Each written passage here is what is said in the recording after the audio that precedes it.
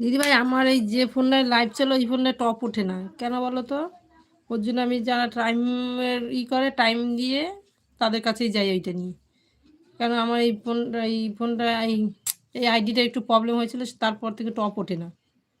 ওর জন্য আমি কটায় ঢুকি কটায় বেরোয় আমি লিখে আসি। কেন ওইটাই আমার টপ ওঠে না, আমি যেটা এখন লাইভ করছি। তুমি টপ দেখতে পারো নি, ওইটা টপ আমার ওঠে না। ওর জন্য এটা সবার কাছে নিয়ে যাই না, যারা টপ দেখে তাদের কাছে এইটা আমি নিয়ে যাই না। এই যেমন ঋষিতা দিদি, পিঙ্কি দিদি আছে, এরা টপ দেখে না কেউ। এই যে সুনীল দাদা ভাইটা, এরা কেউ টপ দেখে না।